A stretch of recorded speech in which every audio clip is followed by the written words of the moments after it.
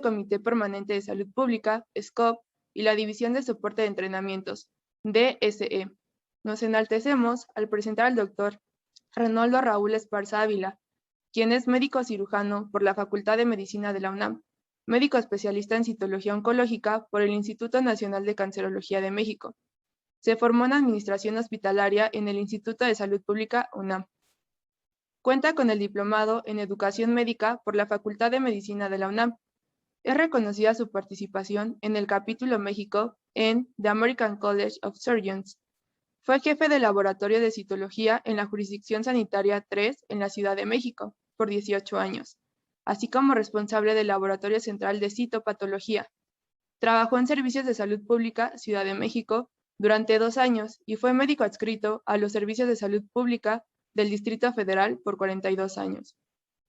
Fungió como médico adscrito al Centro Médico Nacional 20 de noviembre por 32 años, desempeñando de manera sucesiva los cargos de jefe de enseñanza de la Coordinación de Auxiliares de Diagnóstico y Tratamiento, jefe de la División de Posgrado, coordinador de enseñanza, jefe de la División de Imagen y médico adscrito al Servicio de Anatomía Patológica.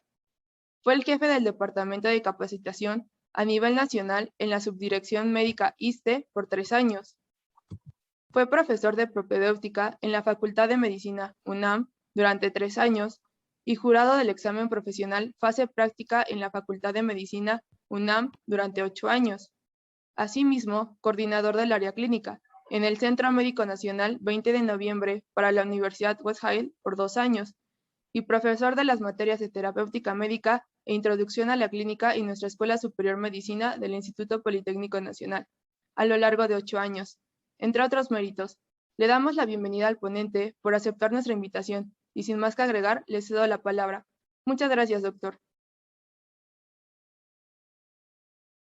Muchas gracias, doctora Menchaca. Quiero agradecer a Iniciativa Médica Politécnica el haberme invitado a platicar con ustedes un poquito sobre algunos aspectos interesantes del quehacer médico y en este particular momento, pues la transfusión sanguínea.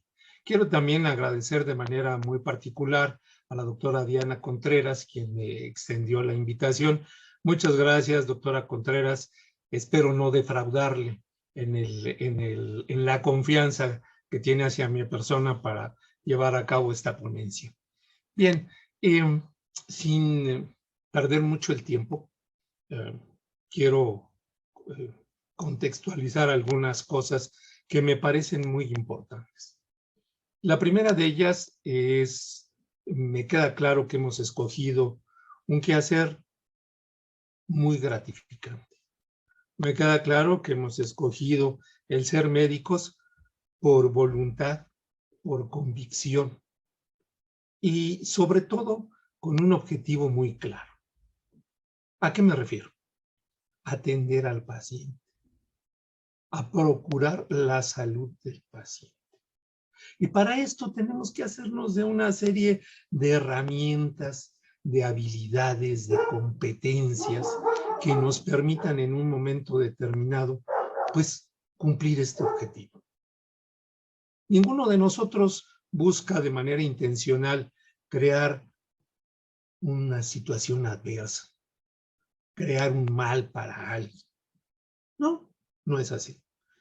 Pero a veces en el quehacer médico se llegan a presentar eventos no deseados, reacciones adversas, complicaciones, a pesar de lo mucho que hacemos.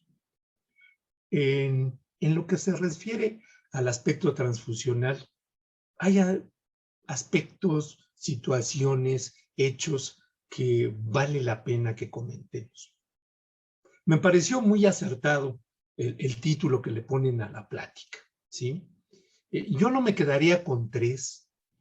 Yo creo que son muchos más mandamientos. Y vamos a ver a lo largo de los próximos minutos que hay muchas cosas interesantes en relación con esto de la transfusión sanguínea. Me voy a permitir proyectar una serie de diapositivas que van a ser un poquito más dinámico y no tan llano este planteamiento. No sé si ya me han dado el atributo para compartir pantalla. Si es así, se los agradezco. Exacto, perfecto. Sí, doctor, ya lo puede decir. Muchas gracias, muy gentiles. Entonces, pues vamos a empezar con nuestra plática el día de hoy, ¿sí? La transfusión sanguínea. Fíjense que el ser humano se ha enfrentado a una serie de paradigmas muy interesantes a lo largo de este devenir en el mundo, en el cosmos, en la vida. ¿A qué me refiero? Desde los inicios, el ser humano se ha enfrentado al dolor físico, ¿sí?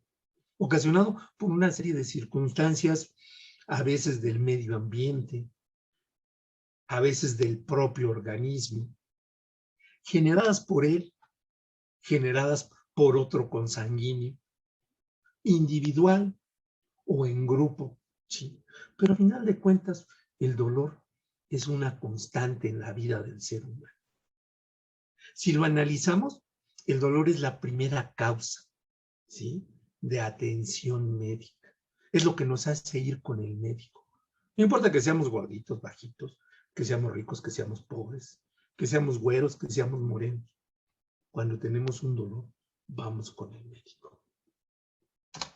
Otro aspecto apabullante que nos hace acudir al médico es las hemorragias, los sangrados. Por alguna causa muy especial, a la sangre le hemos dado una connotación mágico, religiosa, artística, sentimental.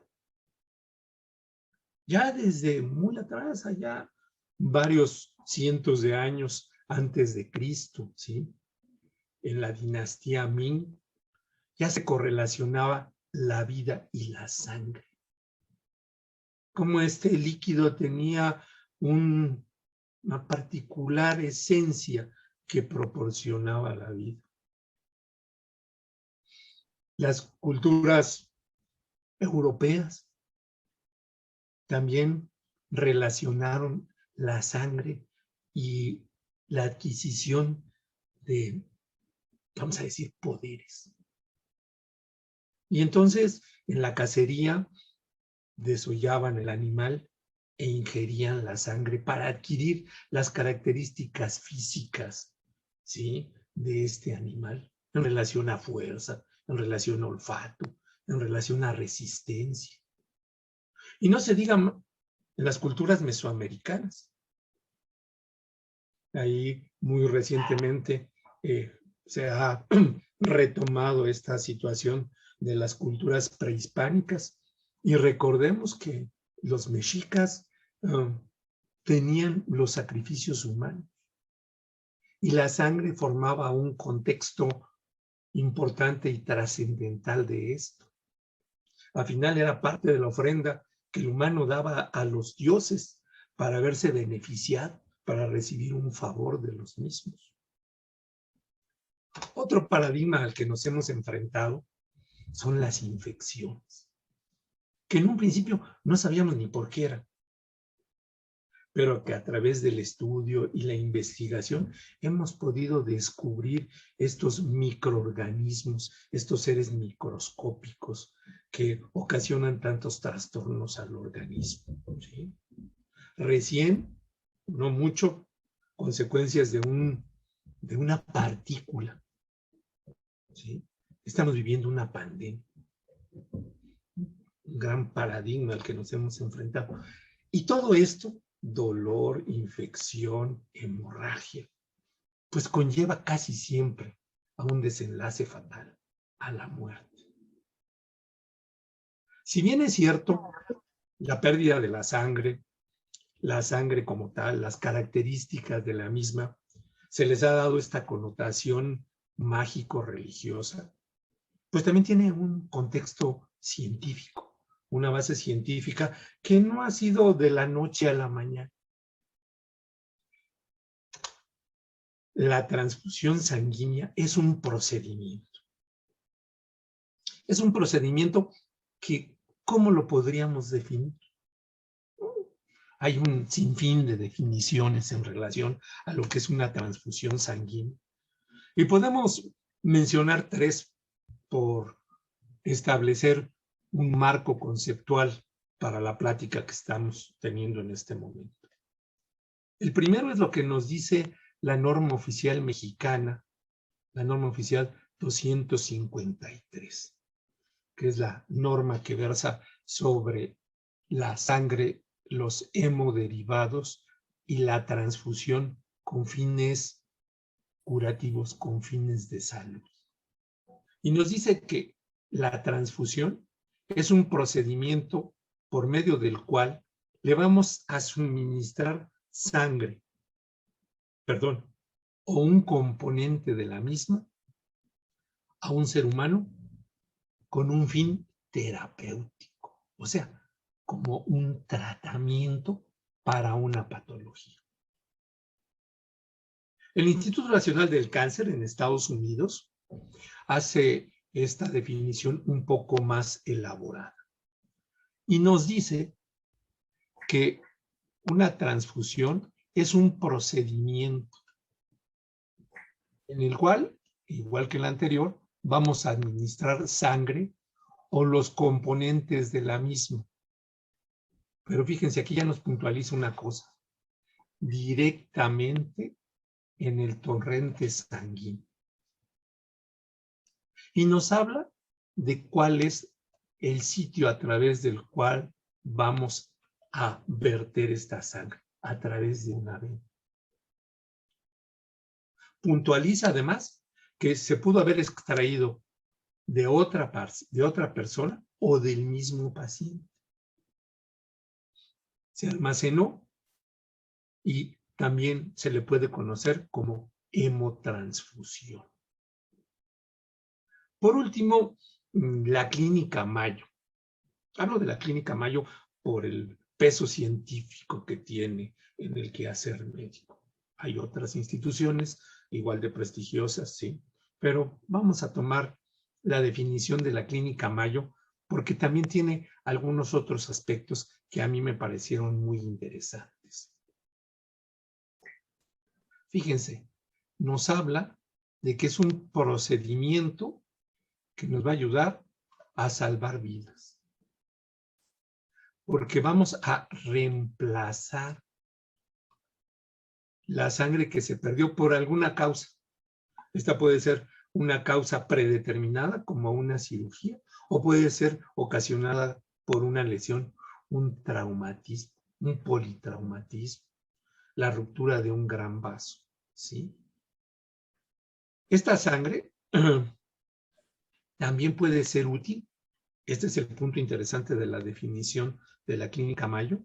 Cuando una enfermedad impide que este organismo produzca la sangre o sus componentes de una manera adecuada. Pues entonces caemos a cuentas que la transfusión sanguínea, primero, es un procedimiento. En segundo lugar, vamos a proporcionar sangre que puede ser de este sujeto o de otro sujeto. Analizaremos un poquito más adelante cuáles son las características para que se pueda llevar a cabo este proceso, ¿sí? Y que esto puede deberse porque se perdió la sangre que existía o la sangre que existe tiene alguna alteración en su composición. Entonces, esto nos hace pensar que habrá indicaciones muy precisas para una transfusión sanguínea. Y entonces tendríamos que hablar de cuántos tipos de transfusiones existen. Porque si ya va inmerso en esto, que es por reposición, si ya va inmerso en esto, que es para restablecer total o parcialmente este fluido, en el mismo quehacer tiene que ver con que puede ser importante o no, que puede ser del propio sujeto o de otro sujeto, pues podemos hablar de que existe una transfusión ambulatoria. Y esta, la propia norma la define como aquella que se realiza en un paciente que no necesariamente está hospitalizado. Por el contrario, una transfusión de urgencia es aquella que tiene que ser realizada en este momento. ¿Por qué? Porque está en juego la vida del paciente. Por lo tanto, esta difícilmente podrá ser realizada en un sitio que no sea un establecimiento de salud. Como hablamos de reponer lo que se ha perdido, pues puede ser una transfusión masiva, en donde necesitemos grandes volúmenes de sangre, porque se está perdiendo constantemente esta sangre. Y me viene a la mente, por ejemplo, una cirugía de corazón, un trasplante cardíaco, en donde tenemos que hacer una circulación extracorpórea para que el cirujano cardiovascular pueda trabajar en un campo avascular, sin sangrado, y restituir la válvula o restituir completamente la bomba cardíaca. La propia norma oficial mexicana nos marca que también existe una transfusión que se le denomina domiciliaria. Yo guardaría algunas reservas para esto y a lo largo de la plática podrán entender el por qué mi reticencia para este proceso, para estas características, para este proceso en particular. Y bien, como decíamos en los 3 mandamientos para la transfusión, ¿sí? El primero es, ¿en dónde? ¿Dónde lo voy a hacer? Existen varios, llamémosle, establecimientos, llamémosle instituciones en donde se puede realizar. El primero y el más completo lo vamos a denominar como banco de sangre. Y tiene características muy particulares. Un banco de sangre es aquel sitio en donde van a atender a un donador, van a llevar a cabo el proceso de extracción de la sangre, van a llevar a cabo el almacenamiento de la misma, van a llevar a cabo el análisis de esta sangre. En caso necesario, la fragmentación en los diferentes componentes que tiene, la distribución, una vez ya procesada esta sangre, a las instancias que le requieran, la realización en sí de la transfusión. Y por último, el manejo, reporte y notificación del estado de la sangre del donante y del estado de la sangre en el donador. Si ustedes analizan la norma oficial mexicana, es un documento de casi 200 páginas, en donde se puntualizan las características del establecimiento, la serie de normas y leyes que intervienen para la legislación de esta extracción y esta administración de la sangre. Por otro lado, existe el servicio de transfusión, que es aquel local, aquella institución, en donde se obtiene la sangre, se procesa la sangre, ¿sí? Y en un momento determinado se puede administrar la sangre. Con un almacenamiento limitado. Por último, un puesto de sangrado va a ser prácticamente el sitio en donde se obtiene el producto.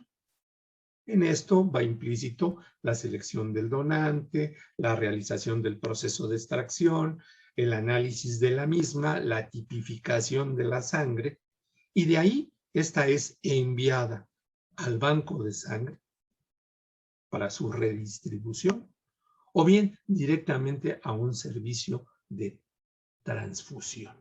Entonces, nos queda claro que existen varios sitios en donde yo, como donante, puedo asistir. Y hay áreas muy específicas en donde el donador, recibe la sangre. Fundamentalmente en el banco de sangre y en un servicio de transfusión. No así en un puesto de sangrado. Y hemos estado hablando de la sangre y la sangre y la sangre. ¿Y a qué me quiero referir con todo esto? Bueno, decimos los productos sanguíneos. En la transfusión vamos a observar con bastante frecuencia este concepto, productos sanguíneos. ¿A qué se refiere? En términos coloquiales, populares, hablamos de la sangre. Y la sangre la contextualizamos como una unidad. ¿Sí? No le vemos características particulares ni situaciones individuales. Pero resulta que nosotros como médicos sí tenemos que considerar algunas cosas particulares. No es el motivo de la charla, por lo tanto no voy a profundizar demasiado en ello, sino simple y sencillamente a puntualizar, a conceptualizar algunos elementos que considero son importantes para que podamos entender todo este proceso de la transfusión sanguínea. Primer punto, ¿sí? Hablamos de los componentes sanguíneos. Si lo viéramos desde un punto de vista grueso, tendríamos, como vemos en el lado izquierdo de la imagen, ¿sí?, lo que llamaríamos la porción líquida de este tejido. A esto lo vamos a denominar plasma. Y el plasma, como todos ustedes lo saben, pues tiene una serie de elementos que lo constituyen. Existe agua, hay también algunos gases, existen metabolitos del cuerpo que van en la propia sangre, en el plasma, ¿sí? También existen elementos nutricionales para todas las células de la economía humana.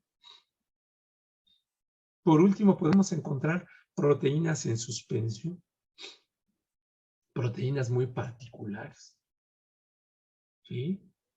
Por ejemplo, las inmunoglobulinas,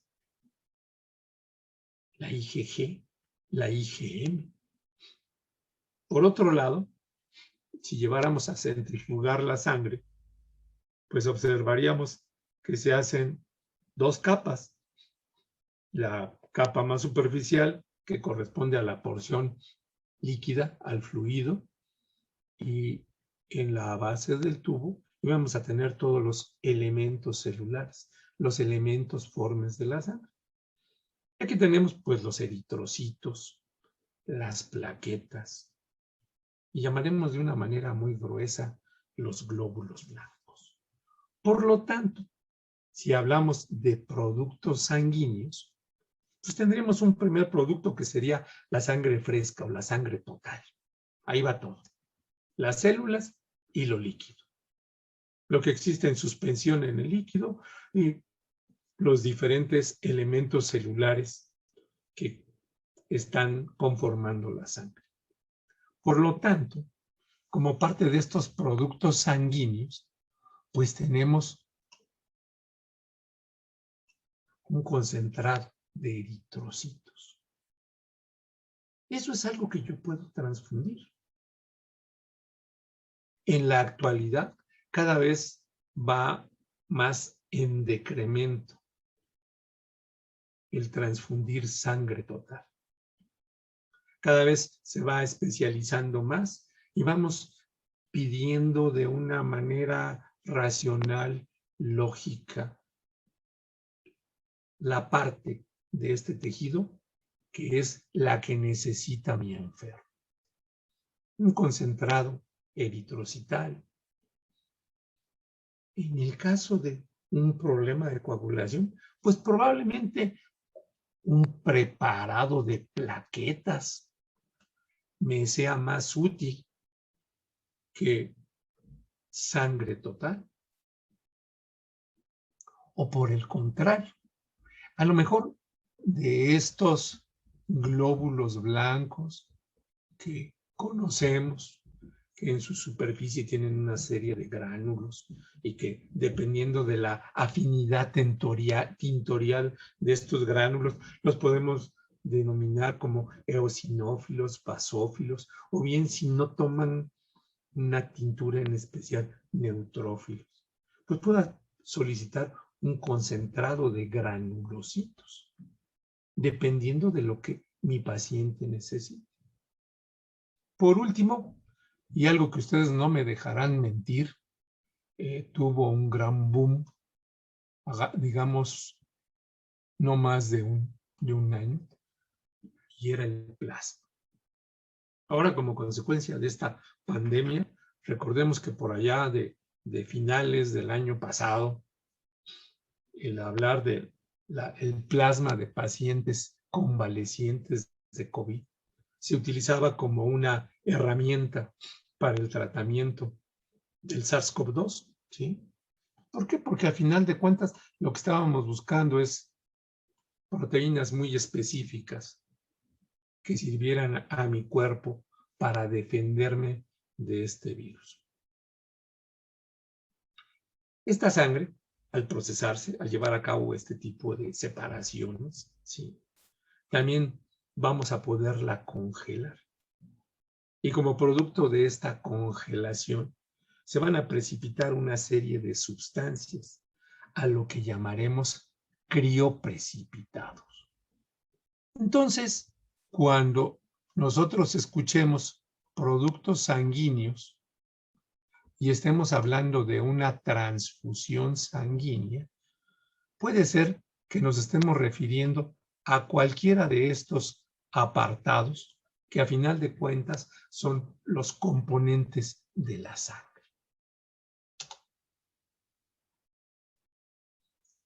Démonos cuenta que siguiendo este orden de ideas y considerando este planteamiento de la transfusión sanguínea, si hablásemos del primer capítulo de la sangre, pues yo puedo transfundir sangre total, o sea, con todos los componentes, los elementos formes y el plasma.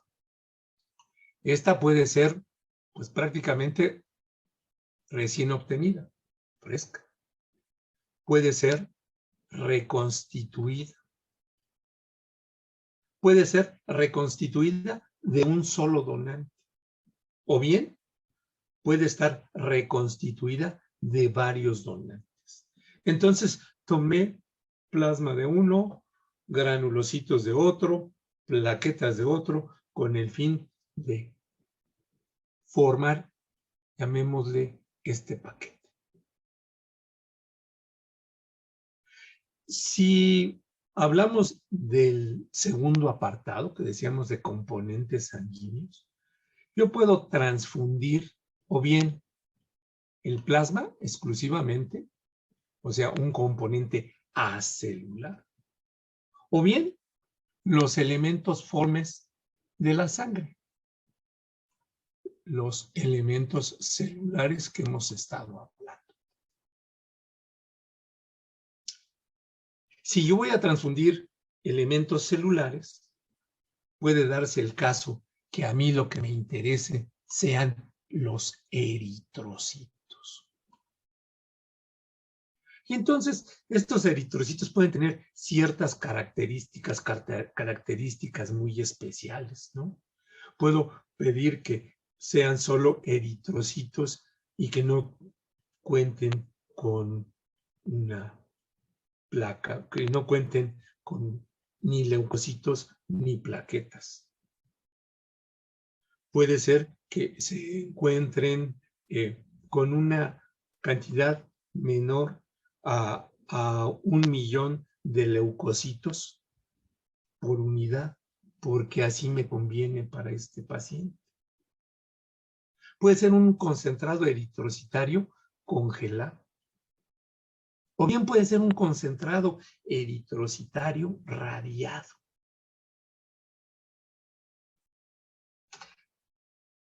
Si hablásemos de preparados plaquetarios, pues puede ser que lo que yo necesite transfundir sea solo plaquetas. Puede ser que yo voy a transfundir plaquetas como consecuencia de un proceso de aféresis. La aféresis es aquel proceso en el cual vamos a decir rudimentariamente, vamos a cribar la sangre y vamos a separar los elementos de la sangre que a mí me interesan, por ejemplo, las plaquetas, y el resto lo voy a regresar al torrente sanguíneo. Entonces, yo puedo hacer un preparado plaquetario por aféresis. Puedo también hacer un concentrado de plaquetas con una baja cantidad de leucocitos. O, si así fuera el caso, también estas plaquetas las puedo irradiar con fines terapéuticos. Otra posibilidad en este proceso de transfusión puede ser concentrado de granulocitos, generalmente neutrófilos.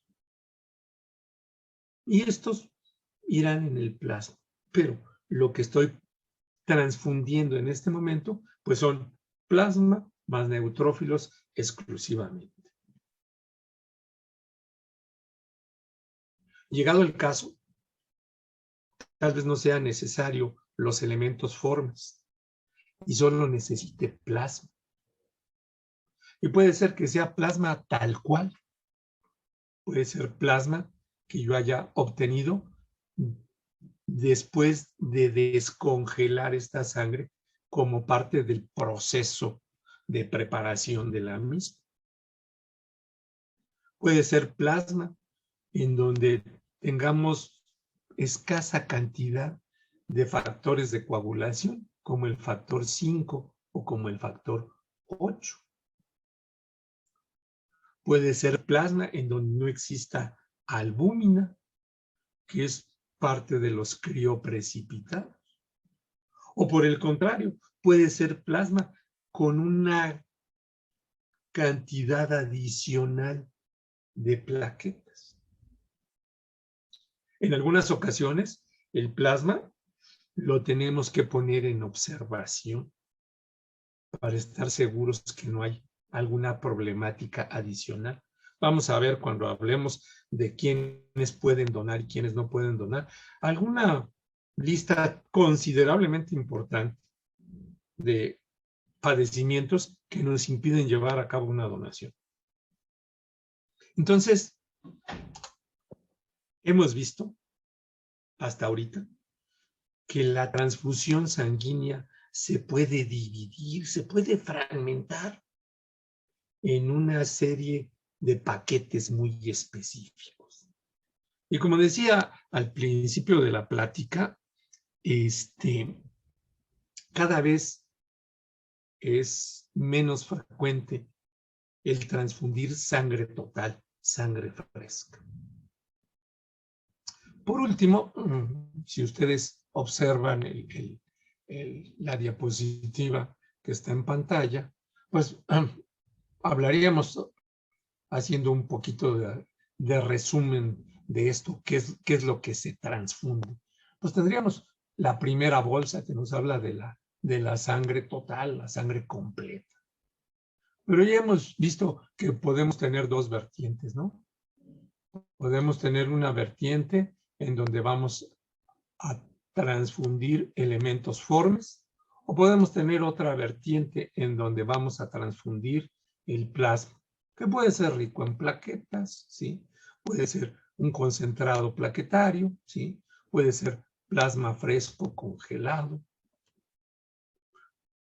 puede ser plasma de 24 horas.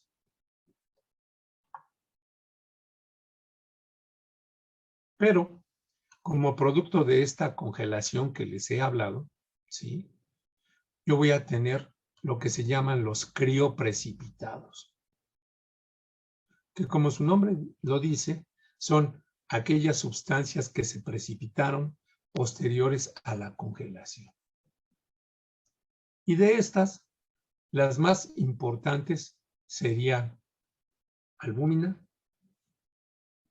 globulinas y factores de la coagulación o concentrados de los factores de la coagulación. Entonces yo también puedo transfundir los crioprecipitados. Y en estos crioprecipitados puede ser la unidad de crioprecipitados o la mezcla de estos crioprecipitados. A final de cuentas, nos hemos dado cuenta que existen, vamos a decir, 6, 8 posibles alternativas de transfusión. Entonces, ya nos queda un poco más claro que una transfusión sanguínea no necesariamente es sangre total o sangre fresca. Pues hasta ahorita todo parecería relativamente sencillo, sin mayor complicación. Ya había comentado yo al principio de la plática que varios cientos de años antes de Cristo ya se hablaba de la sangre, ¿sí? Ya los griegos, los romanos la contemplaban como una circunstancia, como un elemento relacionado con la vida, igual que los chinos. En la Europa medieval, la sangre formaba parte de rituales mágicos, ¿sí?, para congraciarse con los dioses. En Mesoamérica igual. ¿Sí? Entonces, pues podríamos decir, ¿cuándo empezó la transfusión sanguínea? Y desde un inicio ha sido un proceso sencillo, simple. Pareciera, por lo que hemos platicado, que esto pues no tendría una complejidad importante. Y si nos contextualizamos allá en los 1500, en los 1600, pues podríamos no entender. Si por un lado tenemos que la sangre es un elemento constitutivo de la vida, si la sangre está íntimamente relacionada con la salud, con la continuidad de la vida, si la sangre la tiene la mayor parte de las especies sobre la faz de la Tierra, ¿cuál sería el problema de llevar a cabo esta administración de la sangre? Pues no, compañeros médicos, esto no resultó tan sencillo al principio. Es más, en la actualidad también tiene cierto grado de complejidad. Si bien tenemos un gran avance tecnológico que nos permite fragmentar la sangre en todas estas variables que hemos mencionado hace unos minutos, también sigue habiendo problemas importantes. Y todo esto radica en que muy probablemente muchos de ustedes han escuchado esto de sistema ABO, AB0 o ABO, ¿sí? Y nos preguntaríamos, ¿y esto qué significa? ¿Qué tiene que ver con la transfusión sanguínea? Pues resulta que esto es un parteaguas en este procedimiento terapéutico del que estamos hablando ahora. ¿A qué me refiero? Ya por allá de los 1600, estos dos cirujanos, Richard Lauer y Edmund King, fíjense qué precisos. El 23 de noviembre de 1665 realizan la primera transfusión animal-animal, utilizando cánidos para este procedimiento. Y en el contexto de que la sangre era un elemento vital, y en el contexto de la necesidad de reponer este elemento vital. Aún no conocíamos a detalle los componentes del mismo, pero sí teníamos clara la idea de que si se perdía había que restituirla. Un par de años después, Jean-Baptiste Denis, en Francia, realiza la primera transfusión animal-humano, administrando sangre de cordero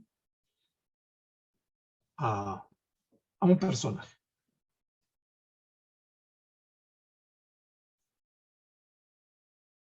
Desgraciadamente, y como ahora podríamos entenderlo, y espero que más claramente después de la plática, no se logró el objetivo que se buscaba, debido a que hubo una reacción hemolítica. Se lisaron los eritrocitos. ¿Por qué? Se sangre, es roja, es líquida, el cordero estaba vivo cuando se la quitamos, porque cuando se la pusimos al humano, no solo no le ayudó, sino le ocasionó la muerte. Es más, este médico Jean-Baptiste Denis fue severamente sancionado por la legislación francesa y 5 años después le prohibieron el que llevara a cabo este tipo de tratamientos. Tienen que pasar casi 200 años para que James Bundel, ginecobstetra, en 1818 en Inglaterra, realice la primera transfusión humano a humano. El doctor Bundel estaba muy preocupado por las hemorragias posparto que tenían las mujeres. Y con una actitud verdaderamente científica,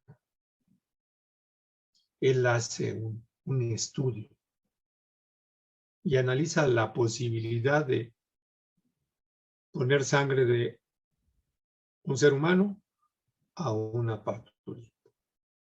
El tamaño de la muestra que utiliza es realmente pequeño. Fueron varias decenas de pacientes. Tuvo la fortuna de que en el 50% aproximadamente de estos casos no se presentó ningún evento indeseado. Y es por esto que 9 años después, en 1829, publica su artículo en la revista Lancet. Entonces, ya empezábamos a obtener un poco de luz en relación a esto de la transfusión sanguínea. Entonces, a veces sí pega y a veces no pega. Pero ¿por qué no pegaba?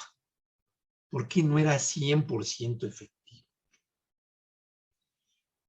Pues tiene que ser hasta inicios del siglo pasado, en donde de nuevo otro cirujano, el doctor Lansky, en Estados Unidos, en 1900, descubre lo que es el sistema ABO.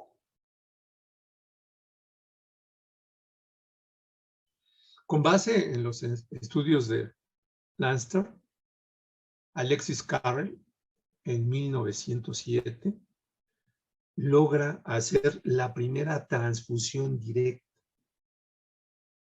arteria-vena, Fíjense qué tan trascendental llegó a ser esto que el doctor Carver obtiene en 1912 el premio Nobel por este trabajo de investigación.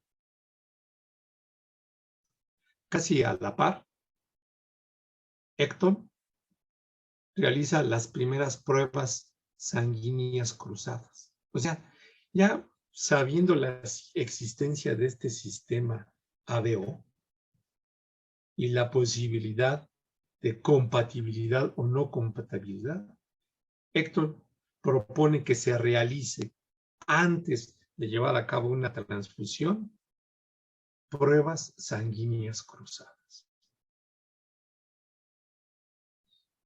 Con esto se aminora notablemente los efectos indeseados, pero aún siguen apareciendo. Y es hasta 1940 cuando este grupo de investigadores logran encontrar la otra parte de esta compleja respuesta en la transfusión sanguínea, y es el factor RH. Para que podamos entender lo que es el sistema ABO o AB0, vamos a hablar un poquito de algunos conceptos básicos. Primero tendríamos que definir qué cosa es un antígeno. Y un antígeno es una molécula, una sustancia que induce al sistema inmune a producir anticuerpos. O sea, es algo que es ajeno a mí. Y debido a que es ajeno a mí, me voy a defender. ¿Y cómo me voy a defender? Produciendo anticuerpos. ¿Sí? Elementos que van a bloquear, que van a detener este agente extraño a mi economía, a mi humanidad, a mi organismo. Y entonces diríamos, ¿y qué es un anticuerpo? Pues un anticuerpo, en la definición más simple, más llana, es una proteína. Esta proteína es sintetizada por el sistema inmune. Y es la respuesta que este sistema inmune tiene a la presencia de esta molécula extraña a mi cuerpo, a la que hemos denominado antígeno. Es curioso, dentro de los anticuerpos existen anticuerpos heteroanticuerpos, que son totalmente diferentes, son de otra especie, de otro género, ¿sí? De otra familia. Los he producido porque ha llegado a mi organismo algo extraño. Los isoanticuerpos son aquellos que se producen, pero pertenecemos a la misma especie, pertenecemos a la misma familia. Estos isoanticuerpos son la base de lo que estamos hablando ahorita como sistema ABO. Y por último, y en el peor de los casos, existen los famosos autoanticuerpos. Y esos son verdaderamente apabullantes, porque son aquellos anticuerpos que produce mi cuerpo contra mi propio cuerpo. Ahí sí es un verdadero problema, ¿no? Estas tiroiditis autoinmunes, en donde yo genero anticuerpos contra la tiroides. Verdaderamente catastrófico. Por último, otro concepto que me parece interesante analicemos en esta charla es lo que vamos a llamar aglutininas. Estas aglutininas son estas proteínas que andaban flotando, que andaban nadando en el plasma, ¿sí? Fundamentalmente son gamaglobulinas. Van a ser producidas perdón, por las mismas células del sistema inmune que generan los anticuerpos. Como decíamos, estas aglutininas van a estar en el plasma. Fundamentalmente van a ser inmunoglobulinas, IgG o IgM. Estas aglutininas van a favorecer la aglutinación, la aglomeración de los glóbulos rojos. Y si la aglutinina es una IgG, tiene la posibilidad, tiene dos receptores, por lo tanto podrá aglutinar dos elementos, aprisionar, ¿sí? Dos elementos, jalar dos elementos. Pero si es IgM, tiene 10 tentáculos, tiene 10 ventosas, 10 receptores que van a permitir la aglomeración de 10 posibles células más. Entonces, démonos cuenta que estas aglutininas, dependiendo de la característica de la gamma globulina, me van a producir una hemoaglutinación. Y a veces puede ser violenta, impactante, si fuera una IgM. Pero si es una IgG, va a producir de todos modos la aglutinación, no tan violenta, no tan impactante como la otra, pero a final de cuentas la va a producir. Teniendo estos considerandos, podríamos decir que los eritrocitos, en la membrana del eritrocito, ¿sí? Vamos a tener antígenos, a los que podremos llamar aglutinógenos, o sea, aglutina en la superficie del eritrocito. Estos antígenos los heredamos. Me los pasa mi mamá y me los pasa mi papá.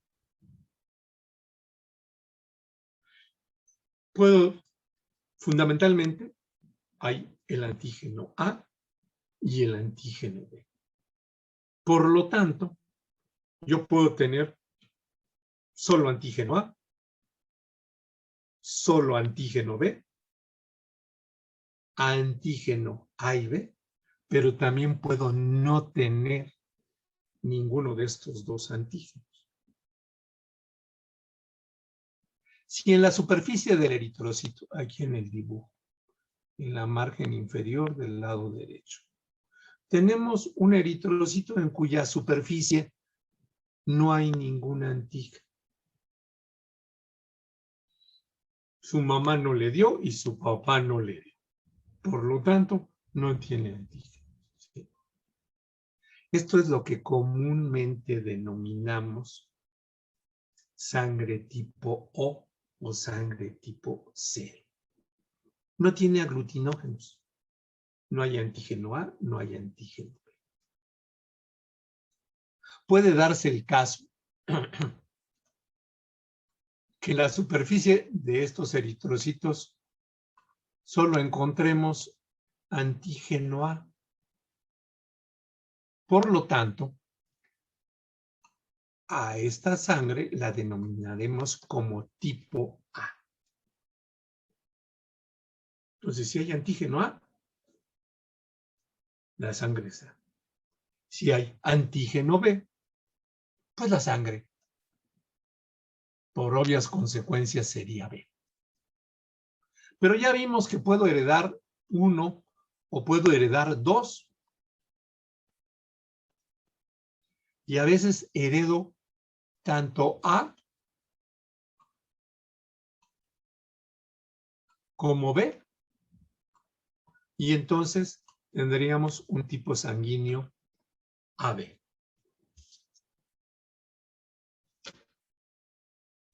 ¿Esto para qué nos sirve? O a final de cuentas, ¿a qué nos lleva toda esta investigación que hicieron allá en los 1900? ¿Qué demonios tiene que ver con si yo puedo donar o no puedo donar?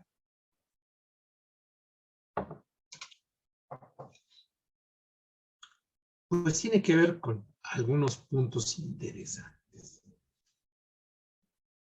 Hemos dicho que todos nosotros tenemos genotipos y puedo tener genotipos o puedo no tenerlos. Si hiciéramos un análisis o haciendo el análisis, si yo tengo genotipo 0, genotipo O, no lo tengo. ¿Mi grupo sanguíneo cuál va a ser? Pues el 0, ¿sí? ¿Esto qué quiere decir? Que en la superficie de mis eritrocitos no hay antígenos. Por lo tanto, en el plasma de mi sangre, yo voy a tener aglutininas contra A y contra B. ¿Por qué? Porque yo no los tengo. Por lo tanto, si llegaran a entrar a mi cuerpo, son extraños, son ajenos. Entonces, los tengo que rechazar, los tengo que eliminar. Por el contrario, si yo dentro de mi genotipo tengo, mi mamá me dio una A y mi papá me dio 2A, por lo tanto, mi tipo sanguíneo es A. Esto significa que tengo en la superficie de mis eritrocitos antígeno A. Es propio, es mío, lo reconozco. Entonces, ¿qué va a suceder? En el plasma de mi sangre voy a tener aglutininas contra B, porque B no es mío. Entonces, si me lo llego a encontrar, pues lo tengo que echar fuera, me tengo que defender. En el siguiente caso,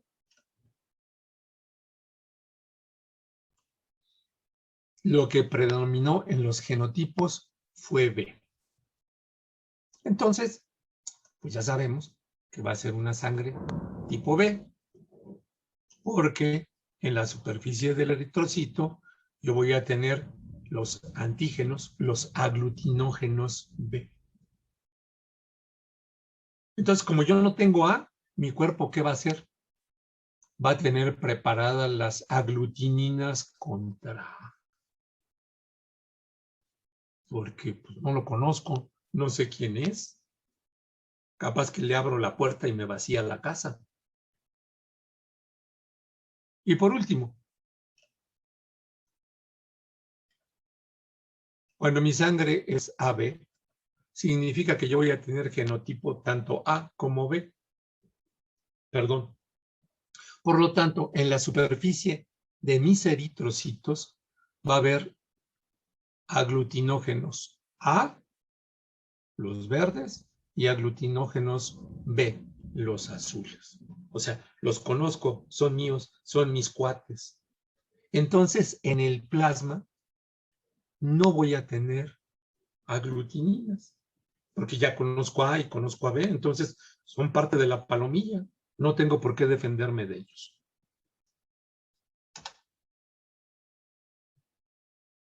Todo esto nos va a servir para la tipificación de la sangre.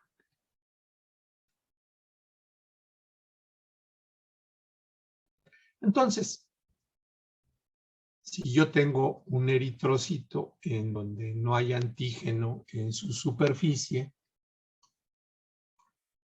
como sería el caso del dibujo inferior del lado derecho, y yo le aplico un suero contra A, pues si no hay antígeno, no va a precipitar, no va a aglutinar. Entonces, no hay aglutinación.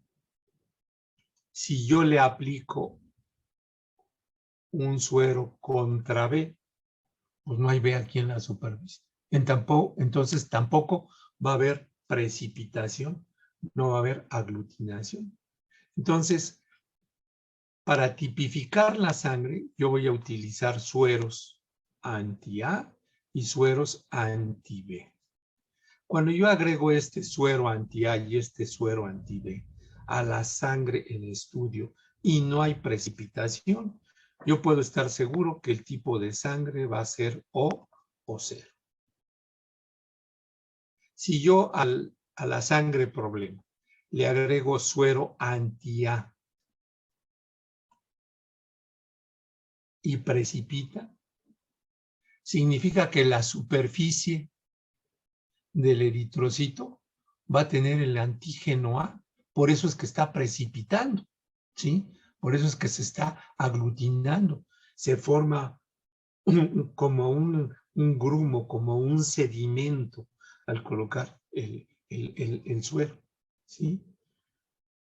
Yo aplico el suero anti-B y pues no va a aglutinar. ¿Por qué? Pues porque no tiene el antígeno B, ¿no? No tiene aquí las bolitas azules. Entonces, yo puedo decir que el tipo de sangre es A.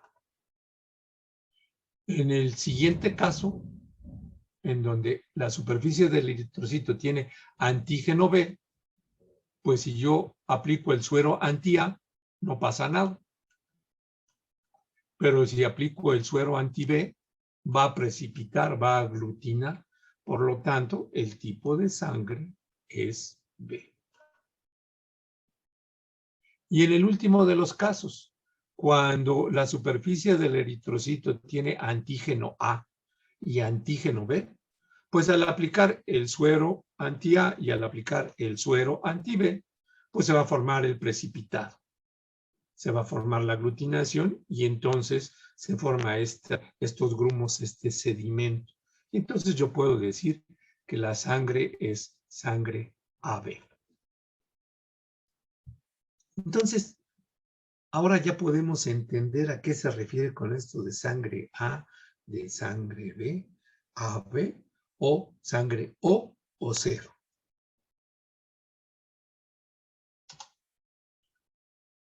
¿Se acuerdan que veíamos que el problema se termina de solucionar ya hasta el siglo pasado, en los 1900, ¿no? Cuando encontramos el sistema RH. Fíjense que las aglutininas RH, porque a final de cuentas son aglutininas, ¿sí? Estas no aparecen de forma espontánea. Estas aglutininas RH se generan a través de una exposición intensa a este antígeno, al antígeno RH. O sea, que para que esto cause una reacción, tiene que haber un estímulo constante progresivo. Igual que en los grupos sanguíneos, ¿sí? Aquí podemos encontrar 6 diferentes tipos de antígenos. Los investigadores los han denominado con las letras C, D y E mayúsculas y C, D y E minúsculas. Fíjense que hay particularidades muy interesantes. Si tenemos un antígeno C presente, C mayúscula, puede ser que tengamos un antígeno C minúscula que no esté.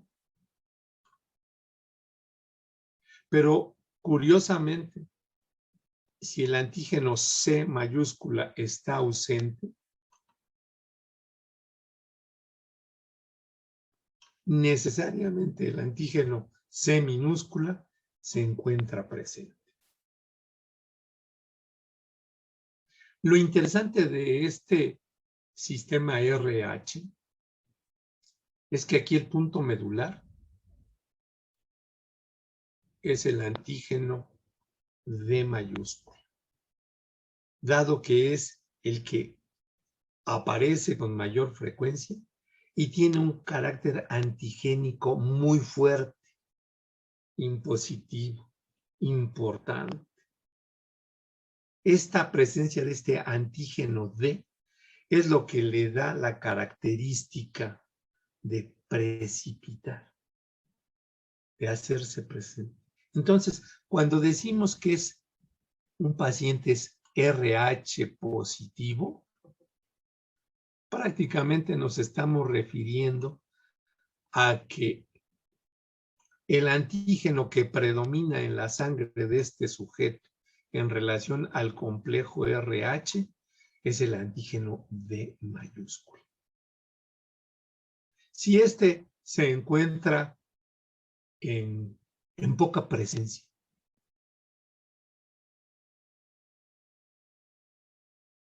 y los otros están presentes, no van a ser de tal importancia, no van a generar una reacción de tal magnitud, y por lo tanto se dice que el factor RH está ausente, es negativo. Entonces, ya tenemos ahorita un poco de claridad en los tipos sanguíneos y el factor RH. Pues ahora lo interesante es que tenemos que hacer que esto cuadre, que esto embone entre la sangre del donador y la sangre del receptor. Ahora podemos entender por qué este señor Jean-Baptiste le prohibieron que hiciera las transfusiones. Y ahora podemos entender por qué, aunque el ginecobstetra en Londres trató de hacer un estudio con toda la envergadura, vio que la mitad les iba bien y la mitad llegaron a fallecer. ¿Por qué? Porque con tantas variables en juego, dejar al azar que coincidan, pues es prácticamente imposible.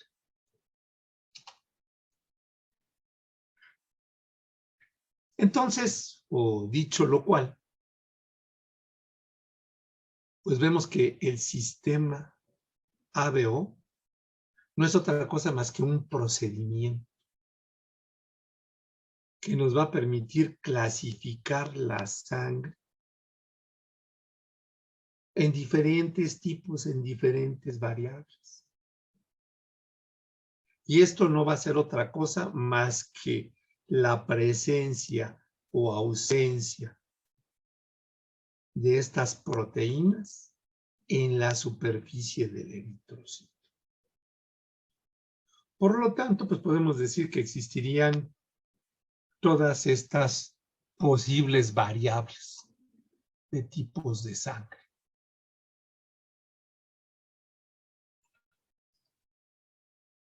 Dependiendo si está presente este antígeno o no, puede presentarse aglutinación y puede presentarse muerte del eritrocito, lisis del mismo. Ustedes pueden observar que el grupo O negativo prácticamente le puede donar a todos. Miren, aquí está la palomita en todos. A todos les puede donar. ¿Por qué? Porque no va a tener antígeno que estimule respuesta inmunitaria. No hay A, no hay antígeno A, no hay antígeno B, no hay antígeno D en RH. Por lo tanto, la sangre O negativo, pues prácticamente se le puede aplicar a cualquier persona. Entonces podríamos decir que el O negativo es el donador universal. Y aquí tenemos la gotita de sangre, ¿sí? Con la punta de flecha, diciendo, yo le puedo dar al que quiera, me conecto con el que quiera.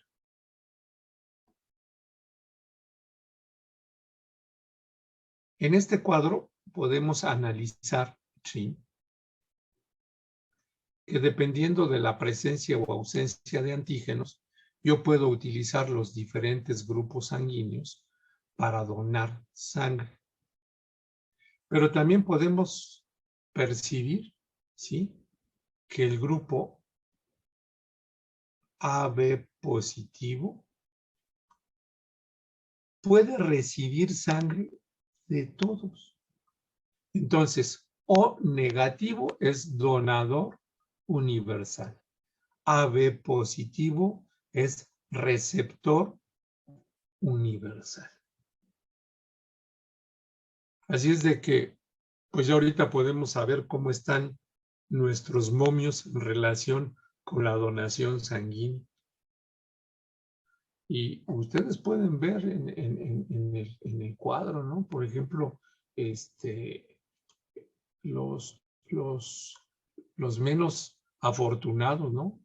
El AB positivo.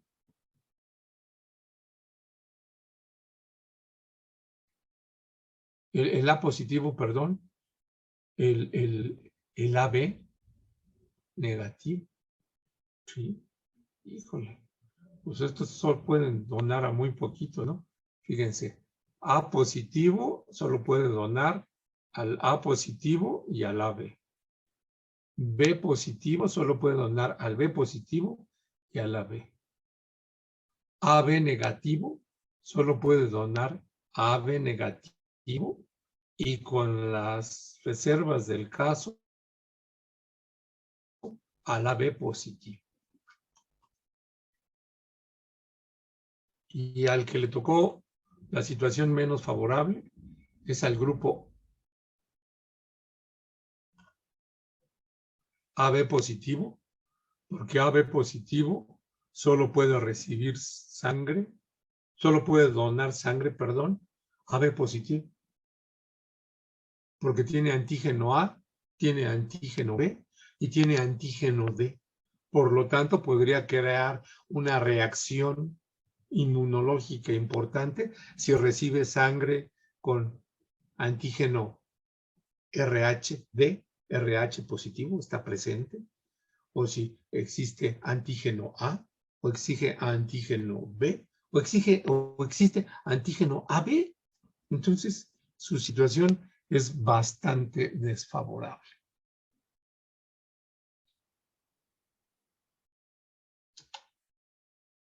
Derivado de lo siguiente, pues vendría la otra pregunta que teníamos ahí en los mandamientos de la donación, ¿sí?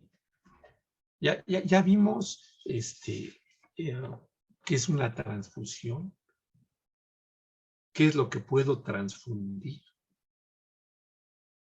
Ya analizamos este famoso sistema ABO-RH que me permite establecer la compatibilidad entre donador y donante, entre quien da y quien recibe.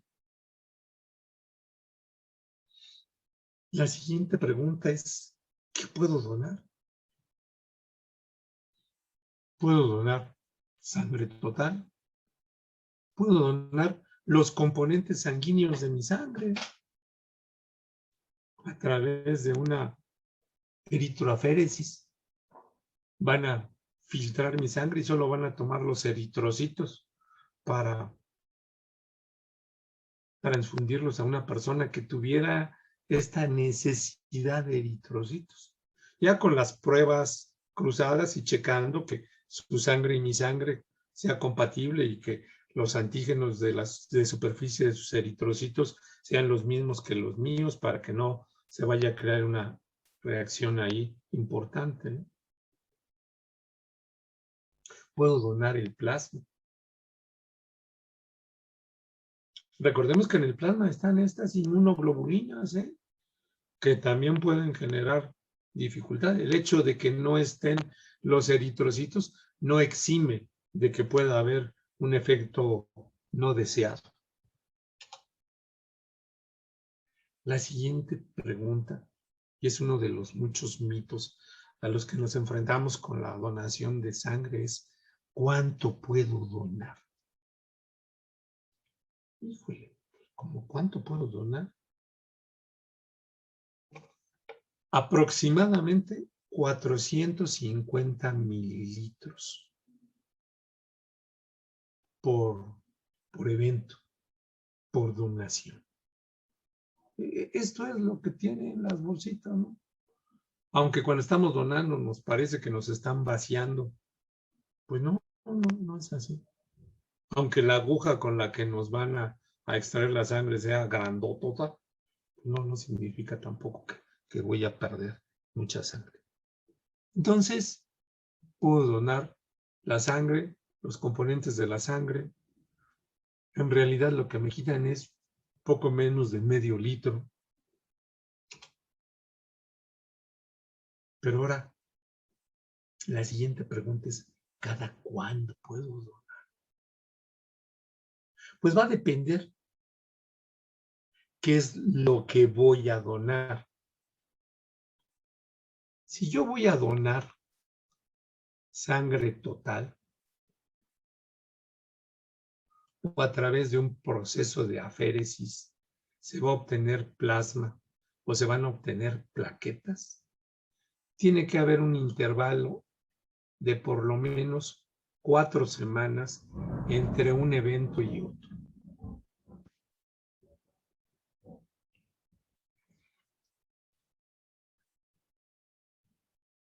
Si me van a extraer sangre total y a través de un proceso de aféresis van a separar los eritrocitos. Y esto solo va a colectarse en una bolsa. Yo voy a tener que esperar al menos 8 semanas para el siguiente proceso de extracción de sangre total y eritroaféresis. Si lo que se lleva a cabo es una donación de sangre total, aquí me están sacando la sangre. Acuérdense que en el proceso de aféresis lo que hago es nada más quitar el elemento que me sirve y el resto regresarlo al torrente sanguíneo. Por eso digo, estamos haciendo un cribado, estamos haciendo un filtrado, una selección, ¿sí? Aquí va a ser necesario que pasen al menos 3 meses para que yo pueda volver a donar sangre. Ustedes me dirán, oiga, es que aquí me dice lo mismo, extracción de sangre total y extracción de sangre total, y aquí me dice que 4 semanas, y aquí me dice que 8 semanas. Pues aquí el tiempo es más corto, ¿por qué? Porque yo a través del proceso de aféresis solo estoy tomando o el plasma o las plaquetas. Por lo tanto, el proceso de recuperación de estas partes de la sangre es mucho más rápido. En el otro, lo que yo estoy extrayendo es totalmente la sangre, el plasma y los elementos formes. Por lo tanto, el proceso de recuperación de todo esto es mucho más prolongado.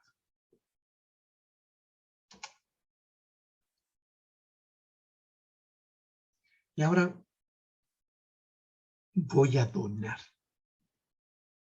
¿Sí? ¿Qué significa esto?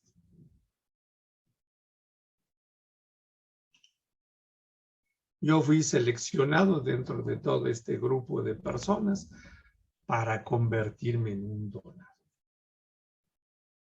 La ley, la norma, marca que existen diferentes tipos de donadores.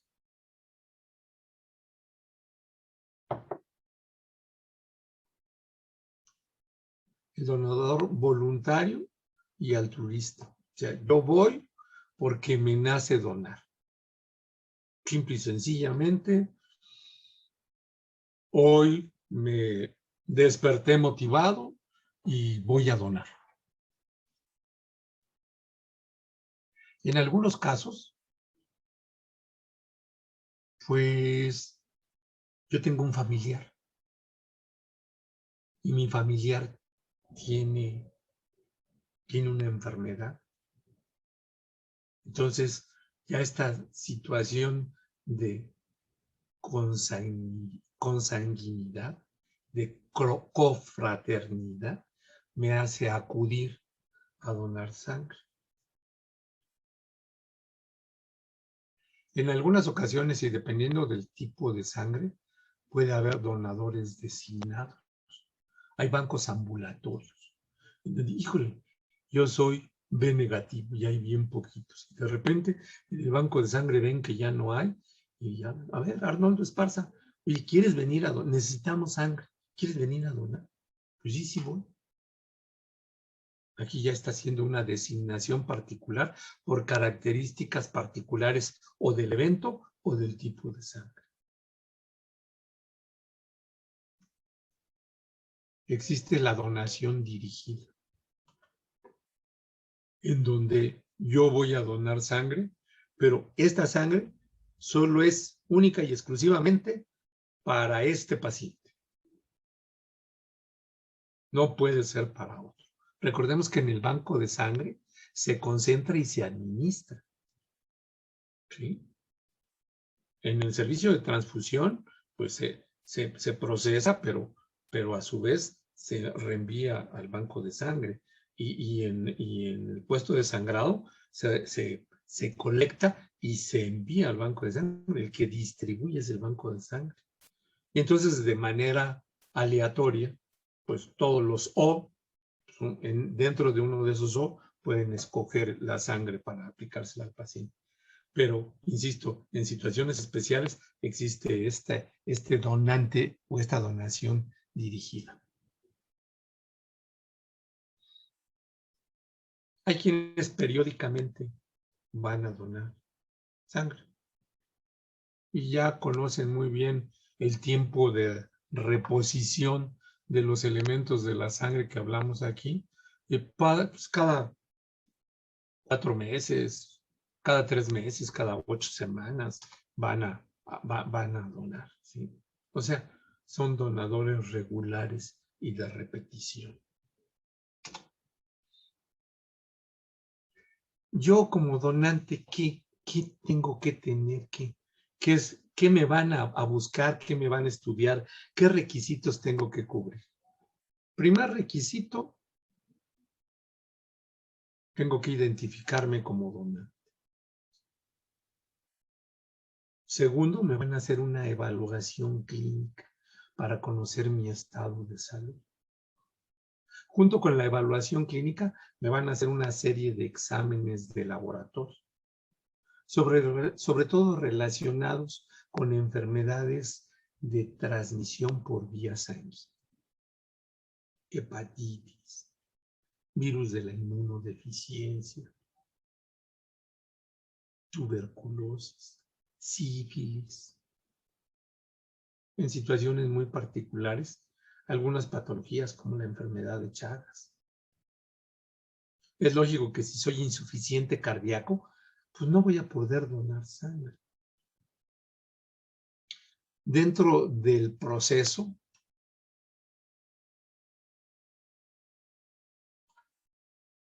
la institución me proporciona un cuestionario en donde yo voy a evaluarme y voy a decir si puedo o no donar sangre. ¿A qué me refiero? Puede existir una presión familiar para que yo vaya a donar sangre, pero en realidad yo tengo antecedentes de haber tenido una enfermedad de transmisión sexual y de reciente adquisición. Pues obvio que no puedo decir a mi familia que tengo sífilis, pero al llenar el cuestionario yo pongo actualmente o hace una semana me diagnosticaron y me autoexcluyo para la donación. Esto no tiene ninguna implicación, es un cuestionario privado, por lo tanto no se hace de conocimiento de nadie. Y por último, al hacer el análisis de la evaluación clínica y los resultados del laboratorio, en donde ven mi hemoglobina, mi hematocrito, ¿sí? El médico puede decidir que no soy el candidato más idóneo para llevar a cabo este proceso.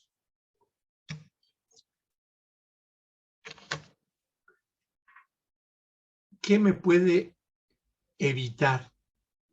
¿Qué me puede excluir para que yo pueda ser un donador? Las personas que no tienen un pleno uso de sus facultades mentales no pueden donar sangre. Una persona con un trastorno conductual, con una deficiencia cognitiva, no puede donar sangre. Un paciente que tenga una trisomía 21 no puede donar sangre.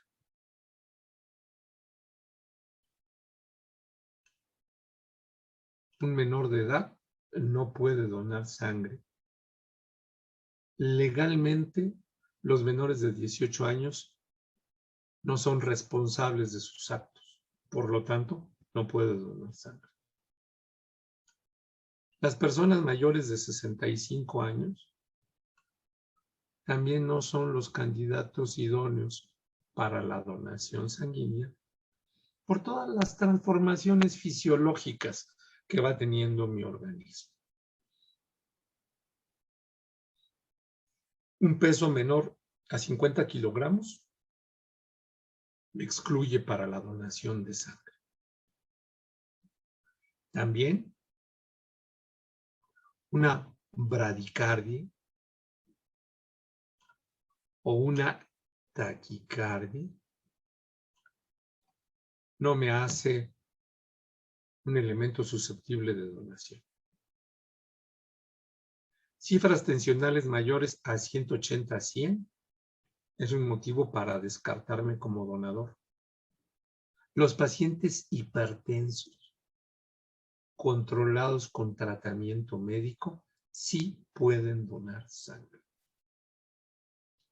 Si yo tengo una temperatura mayor a 37 grados en la axila o una temperatura oral mayor a 37.5, no soy candidato a donar porque puedo estar en una etapa incipiente de un proceso infeccioso.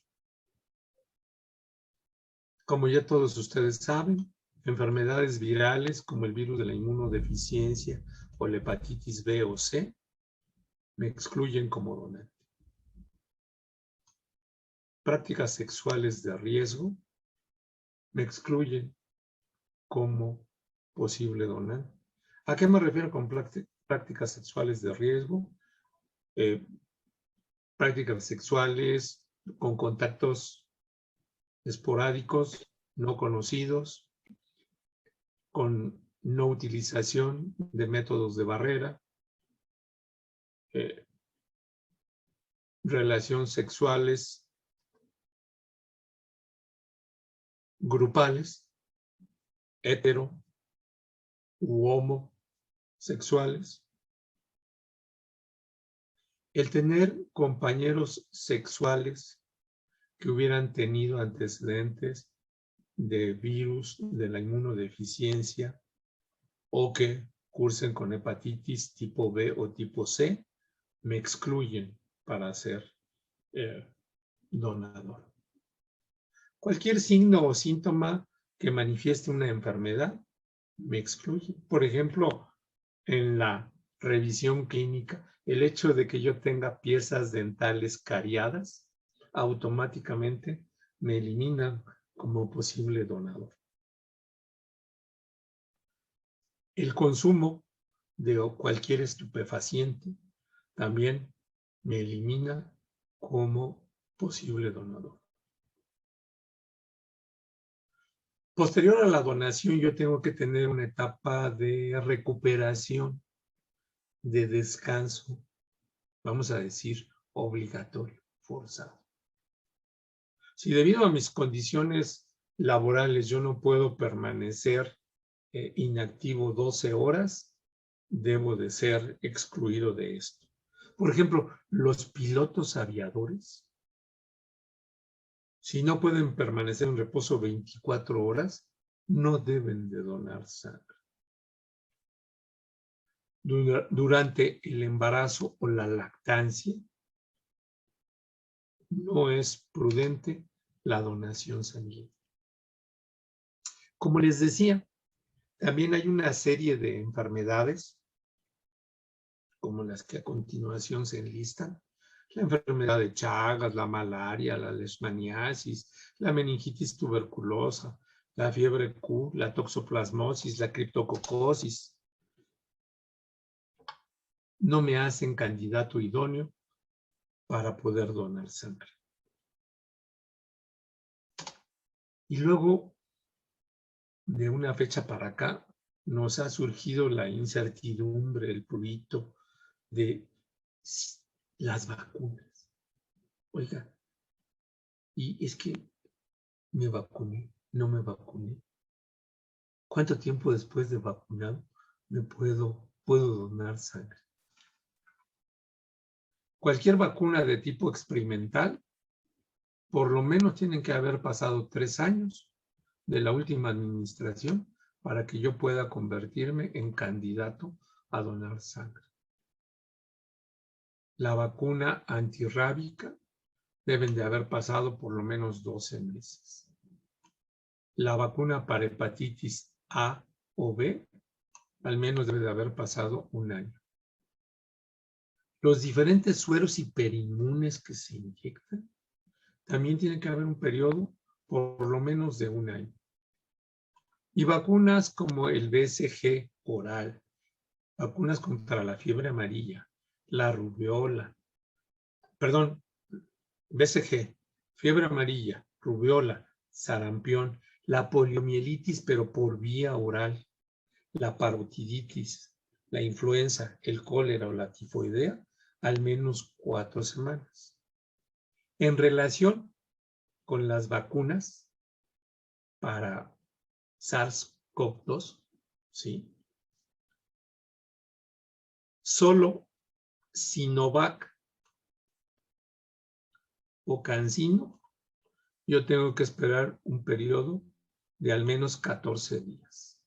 Para las otras vacunas no hay restricción para que yo haga donación. Por último,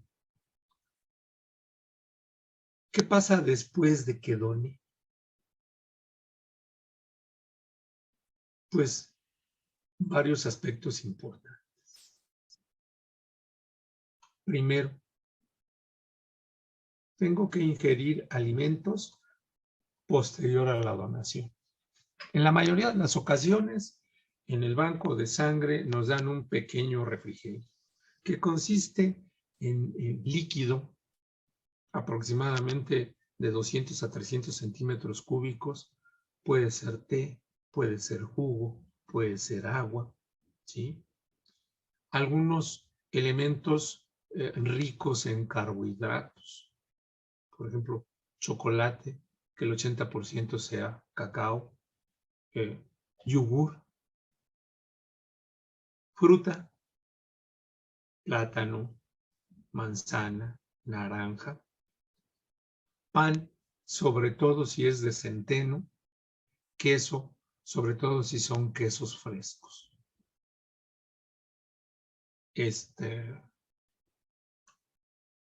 No se vale salir y echarnos unos taquitos de suadero. Eso no sería el alimento más recomendable después de la donación. Posterior a la donación, se nos pide que repongamos líquido de 1 a 2 litros. Este tipo de líquidos, ¿no? Aunque sea casi los 2 litros, ¿no? Tengo que tener reposo importante, al menos por 12 horas. puedo sentirme mareado por la pérdida de los elementos formes, puedo tener un poco de disnea. Por lo tanto, pues lo ideal no es que yo tenga una actividad física importante. El brazo, en donde se hizo la extracción, no lo debo de movilizar. Preferentemente que esté en reposo, a fin de que el vaso pueda sellar correctamente. Se nos pide que, de ser posible, las siguientes 24 a 48 horas, evitemos fumar, hay una vasoconstricción, o bien el ingerir alcohol, también por los problemas de vasoconstricción o vasodilatación. Por último, ¿cuándo está indicada una transfusión? Cuando tenemos una hemoglobina menor a 7 gramos por decilitro. Cuando hay pacientes que son normovolémicos, pero tienen datos de hipoxia tisular, cianosis peribucal, ungueal, ¿sí? Disnea. Pacientes con hemoglobina de 8 gramos por decilitro, pero que les vayan a realizar un procedimiento quirúrgico de emergencia por la posibilidad de pérdida de volumen. Se recomienda también transfundir cuando hay una hemoglobina menor a 10 gramos por decilitros, cuando se tienen padecimientos como una enfermedad coronaria, una enfermedad pulmonar severa, una insuficiencia cardíaca, datos de isquemia tisular, sobre todo en pacientes mayores a 65 años. Cuando hay un sangrado agudo con una pérdida mayor al 20% del volumen total, cuando un paciente está politraumatizado y tiene una pérdida volumétrica mayor a 1000 mililitros. Pacientes con accidentes cerebrovasculares, una enfermedad pulmonar severa, una enfermedad coronaria y que sean mayores a 70 años y que tengan cifras de hemoglobina menores a 10 gramos por decilitro. Aquellos pacientes que hubieran tenido una reacción transfusional de tipo alérgico. Recordemos que podemos tener incompatibilidad con los elementos formes de la célula, los eritrocitos, fundamentalmente, generarse una lisis de los mismos, ¿sí? En el caso de incompatibilidad, sobre todo con el factor RH, y que sea necesaria una transfusión intrauterina en un embarazo subsecuente. O por último, cuando queremos específicamente restituir elementos como las plaquetas o los granulocitos o los eritrocitos en la sangre.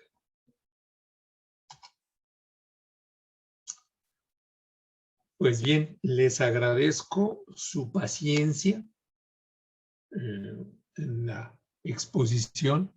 Traté de ser lo más sucinto posible y si hubiese alguna pregunta, pues trataré de contestarles y no confundirles más. Estoy a sus órdenes.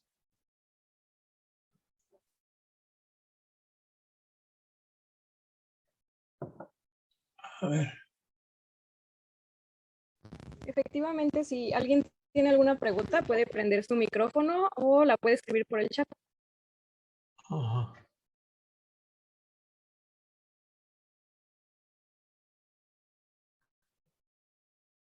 Perdón por extenderme tanto, ¿eh? Lo que pasa es que hay tantas cosas que decir y tan poco tiempo que, por más que traté de resumir. una No se mejor presentación. preocupe, doctor.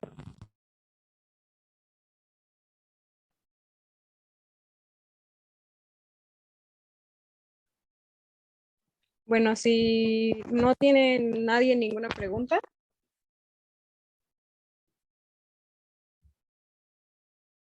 entonces podemos concluir la actividad del día de hoy.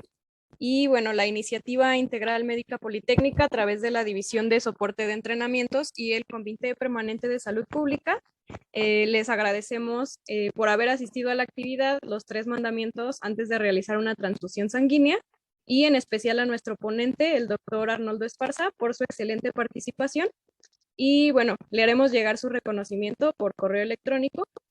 Y en cuanto a los participantes, el post-test va a estar aquí en el chat de la reunión para que puedan responderlo lo más pronto posible. Y les recomendamos también, les recordamos, perdón, que para poder obtener su constancia de asistencia, pues deben obtener un mínimo de 8 de puntuación en el post-test y deben asistir también al entrenamiento del día de mañana.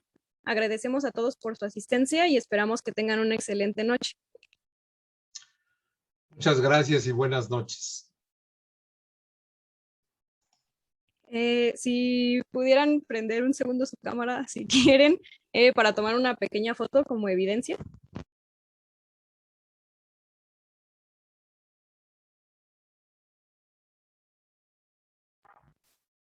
Bueno.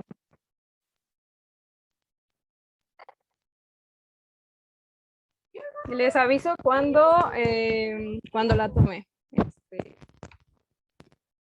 Para que sonrían.